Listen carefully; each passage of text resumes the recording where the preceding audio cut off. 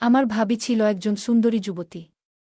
তার বিয়ের পর ভাইজা বিদেশে চলে গিয়েছিলেন এবং পরে ভাবির শরীরে কিছু সমস্যা দেখা দেয়। প্রায় রাতে তিনি আমাকে তার ঘরে ডেকে নিয়ে বলতেন, আমার মাথাটা বেশ ভারী লাগছে, তেল দিয়ে একটু মালিশ করে দিবে। আমি সাধ্যমতো চেষ্টা করতাম যেন তার আরাম হয়। একদিন ভাবি বললেন, তুমি কি একটু লাইটটা নিভিয়ে ড্রেসিং টেবিল থেকে তেলের বোতলটা নিয়ে আসতে পারবে?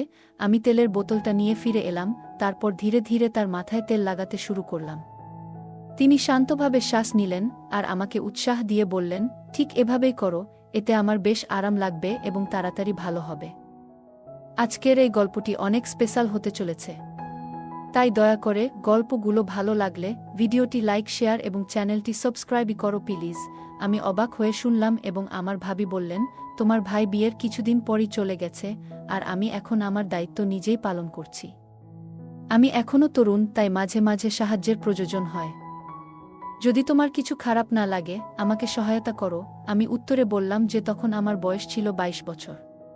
যখন আমার ভাইয়ের বিয়ে হয়েছিল তখন আমি বাড়িতে একাই থাকতাম। আমি সবসময় আমার ভাবিকে তানিয়া বলে ডাকতাম। আমি বলতাম, ভাই বাইরে থাকাকালীন তাকে প্রায় চিন্তিত এবং বিষণ্ণ দেখাত। আমি একদিন তাকে চুপচাপ কাঁদতে দেখেছি, কিন্তু জিজ্ঞাসা করিনি। হয়তো সে তার স্বামীকে মিস করছিল। তানিয়া দিনের বেলা ঘরের সব কাজ করত আর রাতে নিজের ঘরে গিয়ে দরজা বন্ধ করে থাকত। আসলে তার স্বামী বিয়ের পরপরই চলে গিয়েছিল, যা একজন নববধূর জন্য খুব কঠিন সময় ছিল। এই বিয়ে শুধুমাত্র আমার সুবিধার জন্য ছিল না, বাড়ির দেখাশোনার জন্য একজন মহিলার প্রয়োজন ছিল, তাই ভাই তানিয়াকে এখানে রেখে গিয়েছিল। সেই থেকে তানিয়া একা হয়ে যায় আর আমি ছিলাম তার একমাত্র সঙ্গী। তিনি একজন মধ্যবয়সী মহিলা, যার পরিবার তার প্রতি যত্ন নিচ্ছিল না, তাই তিনি আলাদা ছিলেন। একদিন ভাবি আমাকে তার ঘরে ডেকে পাঠিয়েছিল। তবে সে রাতে কি নিয়ে কথা বলতে চেয়েছিল তা আমি জানতাম না। আমি ভাবিকে মনে মনে অনেক ভালোবাসতাম। এই ভেবে আমি দ্রুত তানিয়া ভাবির রুমে পৌঁছালাম, কারণ যাওয়ার সময় ভাই আমাকে বলেছিলেন, ভাবির খেয়াল রেখো, আমি না থাকলেও তার প্রয়োজনগুলো পূরণ করো। আমি সবসময় ভাবতাম ভাবি ভাইয়ের দায়িত্ব নিতেন, কিন্তু তিনি কিছু ব্যাপারে অসন্তুষ্ট ছিলেন। পরিবারের প্রয়োজন মেটাতে আমাদের সবাইকেই কোনো না কোনোভাবে অবদান রাখতে হতো। রাত 12টার দিকে ভাবি আমাকে ডেকে পাঠালেন। আমি ভেবেছিলাম কিছু জরুরি কাজ আছে, তাই আমি দ্রুত তার ঘরে গেলাম। কিন্তু সেখানে গিয়ে একটু অস্বস্তি হলো, কারণ ভাবি বিছানায় শুয়েছিলেন।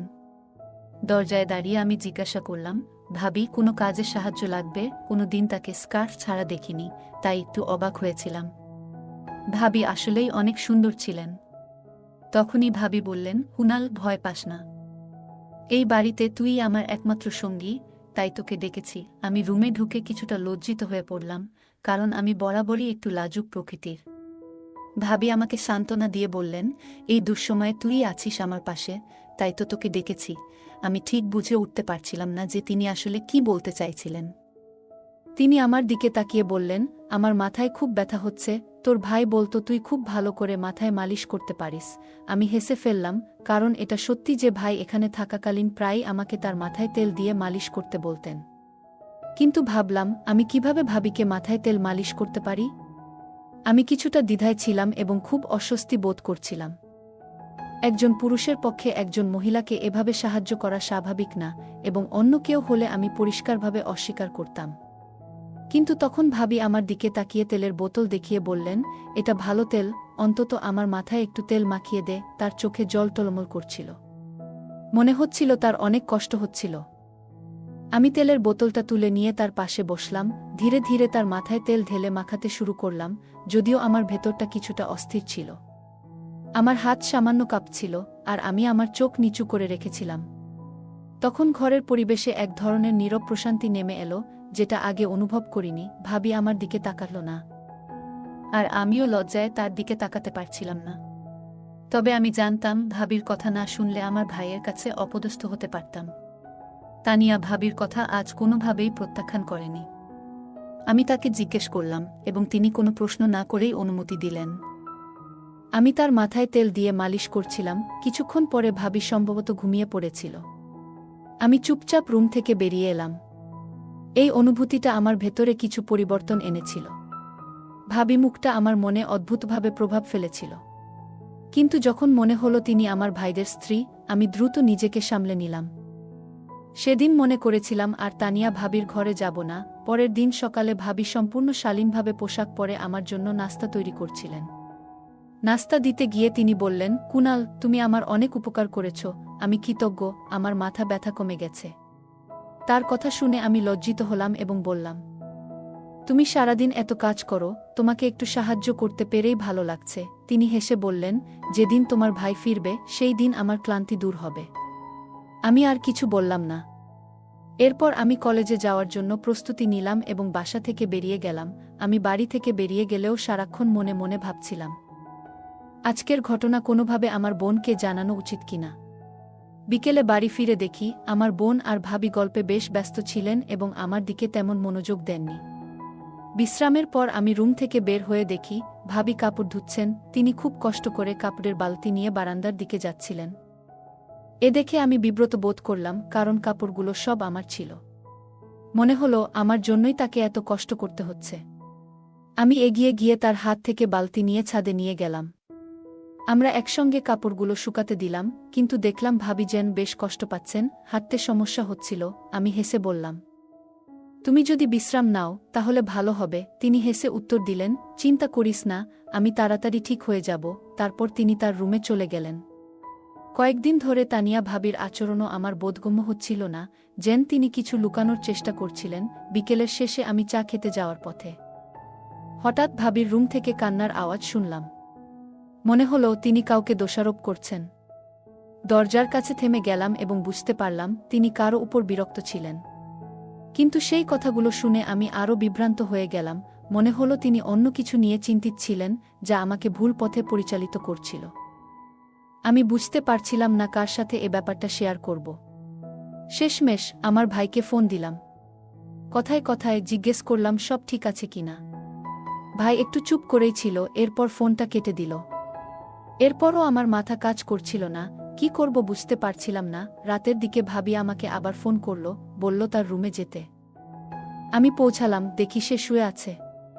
বলল, আমার মাথায় একটু তেল মালিশ করে দাও। আমি নিঃশব্দে তেলের বোতলটা তুলে নিলাম এবং মন না চাইলেও মাথায় মালিশ শুরু করলাম। আর আমরা অনেক গল্প করছিলাম। মনে মনে ভাবছিলাম কলেজের পর দিনগুলোতে কেমন অনুপস্থিত ছিলাম। পরের দিন কলেজ থেকে তাড়াতাড়ি ফিরে এলাম। ঘরে ঢুকে দেখলাম দরজায় তালা। ভাবি তখনও ঘরে নেই। অপেক্ষা করতে করতে সন্ধ্যা হয়ে গেল। তানিয়া ভাবি অনেকটা ক্লান্ত হয়ে ফিরল, শরীর ঘামে ভিজে গেছে। দরজা খুলে দিতেই সে ম্লান হাসি দিল। জিজ্ঞাসা করলাম সারাদিন কোথায় ছিল। সে বলল ঘরের কাজেই ব্যস্ত ছিল, কিন্তু বাইরে যাওয়ার প্রসঙ্গটা টেনে আনল না। রাত হল। আবার ভাবি আমাকে ডাকল। এবার আমার মনে প্রশ্ন তৈরি হচ্ছিল। আমি জানতাম সে হয়তো আবার মেসেজ চাইবে। মনের মধ্যে অস্বস্তি তৈরি হয়েছিল, কিন্তু কথা বলতে রাজি না হয়েও তার রুমে গেলাম। রুমে গিয়ে তেলের বোতলটা তুলে নিলাম। এবার একটা অদ্ভুত অনুভূতি হচ্ছিল। ভাবি চুপচাপ শুয়ে রইল। কিছুক্ষণ পরই হঠাৎ আমার হাতটা ধরে ফেলল। আমি থমকে গেলাম, বুঝতে পারছিলাম না কি ঘটছে। ভেতরে ভেতরে একটা অস্বস্তি জেগে উঠল। কিছু বলার আগেই ভাবির মুখে কঠোর অভিব্যক্তি ফুটে উঠল, যেন তার মনের কিছু চাপা কথা ছিল, যা সে বলতেই চাচ্ছিল না। ভাবি বলল, আমি তোমার সাথে একটা গুরুত্বপূর্ণ কথা বলতে চাই, কিন্তু লাইটের আলোতে তোমার সামনে কথা বলার সাহস পাচ্ছি না। আমি ঘরের লাইট অফ করে দিলাম। অন্ধকারে তার হাতে আমার হাত রাখল। তারপর এমন কিছু শেয়ার করল যা শুনে আমি অবাক হয়ে গেলাম। তানিয়া ভাবি বলল, আমি সবসময় অন্যদের কাছে প্রিয় হতে চেয়েছিলাম, কিন্তু কখনো কেউ আমার দিকে তাকায়নি। তাই একাকিত্ব ছিল আমার নিত্যসঙ্গী। একদিন তার জীবনে এমন একজন এলো যে তার মনে আসার আলো দেখাতল। সে বলল, আমি ভেবেছিলাম অবশেষে কাউকে পেলাম যে আমার প্রতি স্নেহশীল হবে। আমি তার জন্য অনেক কিছু করেছি, আমার উপার্জিত অর্থ তার চাহিদা পূরণে ব্যয় করেছি। কিন্তু যখন ভাবি তাকে বিয়ে করার প্রস্তাব দিল, সে বলল, তুমি এখন বয়স্ক, আমি তোমার সাথে আর থাকতে চাই না। আমি এখন সফল হয়েছি, আর তোমার প্রয়োজন নেই। এই কথাগুলো ভাবিকে ভেঙে দিল। শারীরিক পরিশ্রমের কারণে তার শরীর দুর্বল হয়ে পড়েছিল, কোমরে ব্যথা শুরু হয়েছিল। যখন তোমার ভাইয়ের প্রস্তাব এলো বিয়ের, আমার মা বাবা আমাকে বিয়েতে রাজি করিয়ে নিলেন। আমি তখন থেকে সবসময় নিজেকে নিয়ে আফসোস করি, কেন এমন একজনের জন্য নিজের জীবন নষ্ট করলাম, যে কখনোই আমার ছিল না। সে আরও বলল, আমার নিজের ভাইবোনেরা আমাকে সেভাবে কখনো মূল্য দেয়নি, আর তোমার ভাইও আমাকে বিয়ে করেছে মূলত তোমার খুশির জন্য। এখন তোমার ভাই বিদেশে বিয়ে করে নিয়েছে, ওখানেই এখন সংসার করতেছে। সে আর আমার কাছে আসবে না। তোমাদের এসব কথা বলেনি। এই কথাগুলো আমাকে স্তব্ধ করে দিল। ভাবি আরও বলল, আমার জীবনে সবকিছু দেওয়ার পরও আমি কিছুই পাইনি। এই ভাবনাগুলো মাথায় ঘুরতে ঘুরতে একদিন বারান্দায় পড়ে যায়। তারপর থেকেই আমার কোমর আর মাথার ব্যথা বাড়তে লাগল। শেষে সে বলল, আমি আমার বাবার বাড়িতে যেতে চাইতাম, কিন্তু আমার মা আমাকে বললেন, কখনো তোমার স্বামীর সংসার ছেড়ে যেও না। আমি সারা জীবন শুধু অন্যদের সেবা করেই কাটালাম, কিন্তু কিছুই পেলাম না। ভাবি ধীরে ধীরে বলল। একদিন বারান্দায় হঠাৎ পড়ে যাওয়ার পর থেকেই তার কোমর আর মাথার ব্যথা বাড়ছিল। সে আমাকে বলল, মালিশ করো তো। আমি তেলের বোতল তুলে মালিশ শুরু করলাম।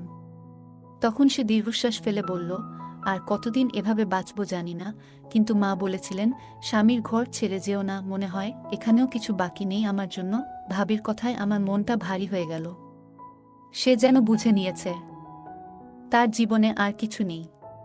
তার চোখে জল এলো, বলল, আমি তোমার থেকে শুধু একটু আশ্রয় চাই। খুব শীঘ্রই তুমি জানতে পারবে তোমার ভাই ফিরে আসবে না। সে তার নিজের জীবনে এগিয়ে গেছে। আমি কেবল তোমাকে আমার সত্যিটা বলতে চেয়েছিলাম। এই কথাগুলো বলার পর ভাবি চুপ হয়ে কাঁদতে লাগল। আমি জানি আমার ভাই তার প্রতি ভালো আচরণ করেনি এবং এখন সেও তাকে ছেড়ে চলে গেছে, কিন্তু এতে আমার ভাইয়ের পুরো দোষ ছিল না, কারণ তারও সময় চলে যাচ্ছিল। অনেকক্ষণ পর ভাবি ফিসফিস করে বলল, আমি সারা জীবন এই বাড়িতেই কাটাতে চাই। তোমার জন্য সবকিছু করেছি, সেবা করেছি, যত্ন নিয়েছি। আমাকে এই বাড়ি ছেড়ে যেতে বলো না। প্লিজ একবার ফিরে এসো। আমি তার কথা শুনে হতবাক হয়ে গেলাম। সে জানত তার জন্য আমার ভাই আর ফিরে আসবে না। তবু সে বলল, আমি এখানে থাকব। তোমার জন্য আমি সব কিছু করেছি। আমাকে যেতে বলো না, আমি তোমাকে কখনো ছেড়ে যাব না। আমি তার দিকে তাকিয়ে শান্তভাবে বললাম, তুমি এখানেই থাকবে। এই ঘর এখন থেকে তোমার নিজের। ঘরের লাইটটা অন করালাম এবং তার দিকে ফিরে বললাম, তুমি অবশ্যই সুখী হওয়ার অধিকার রাখো। তোমার জীবনও নতুনভাবে শুরু হওয়ার সময় এসেছে। আমার পড়াশোনা প্রায় শেষ, তারপর আমরা একসাথে নতুন কোনো পথে হাঁটব। তিনি নিঃশ্বাস ফেলে বললেন, সে আর ফিরে আসবে না, আমাকেই এখানে থেকে সব সামলাতে হবে। চোখে একটা উদ্বেগের ছাপ ফুটে উঠল। আমার মাঝে মাঝে মনে হয় একদিন তুমিও হয়তো আমায় এই বাড়ি থেকে বের করে দেবে। আমি তার কাঁধে হাত রেখে আশ্বস্ত করলাম, কখনোই না। আমি কখনো তোমাকে এই বাড়ি ছেড়ে যেতে বলবো না। তুমি যেভাবে এতদিন ধরে এই পরিবারকে আগলে রেখেছ তা আর কেউ করতে পারবে না। তবু ভাবি বলল, তোমার মতো একজনের পাশে থেকেও কেন আমি এত একা? আমি সরাসরি তার দিকে তাকিয়ে বললাম, আমি চাই তুমি তোমার নিজের পথ বেছে নাও। তুমি যদি সত্যিই সুখী হতে চাও তাহলে নিজের জীবনের সিদ্ধান্ত নিজেই নাও।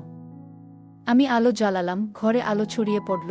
তোমারও সুখের অধিকার আছে ভাবি, আমি বললাম। আমার পড়াশোনা শেষের দিকে, আমি খুব তাড়াতাড়ি কাজ শুরু করব। ততক্ষণ পর্যন্ত তুমি নিজের জীবনকে সম্মান দাও, তারপর আমরা একসাথে নতুন কিছু শুরু করব। তানিয়া চুপ হয়ে শুনল, একটু হাসল আর বলল, তোমার সাথে আমার ভালো বন্ধুত্ব গড়ে উঠবে। কিন্তু কিছুক্ষণ পরেই তার চোখে চিন্তার ছায়া ফুটে উঠল। আমি তোমার চেয়ে অনেক বড়, আর আমার জীবনে অনেক ভুল ছিল, সে স্বীকার করল। আমি বললাম, তোমার অতীত নিয়ে চিন্তা করো না। তুমি যা ভুল করেছ তা শুধরে নতুন জীবন শুরু করাই এখন গুরুত্বপূর্ণ। ভাবি চোখে জল এসে গেল। তুমি ঠিকই বলেছ, সে বলল। কিন্তু এত কষ্ট নিয়ে আমি কতদিন আর বাঁচব? আমি তার কথা শুনে চুপ হয়ে গেলাম।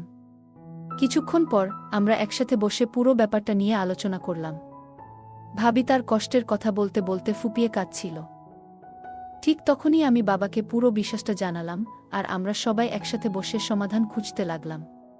কারণ ভাই বিদেশে বিয়ে করে নিয়েছে। ভাবির কাছে আর ভিড়বে না। ভাবি ভাইকে ডিভোর্স দিয়েছে এবং এখন ভাবি আমার সাথে খুব খুশি। আমরা বিয়ে করে নিয়েছি, আমাদের সম্পর্ক এখন অনেক সুন্দর। কিন্তু আজকাল অনেক ক্ষেত্রে দেখা যায় পুরুষেরা জীবিকার জন্য সৌদি আরব, দুবাই বা অন্যান্য দেশে যান। তারা সেখানে অর্থ উপার্জন করে সুখী হলেও অনেকেই তাদের পরিবারের কথা ভুলে যান, স্ত্রী সন্তানদের যত্ন নেন না, কেবল অর্থকেই মুখ্য মনে করেন। অনেক সময় পরিবার থেকে দূরে থাকার কারণে সম্পর্কের বন্ধন শিথিল হয়ে যায়।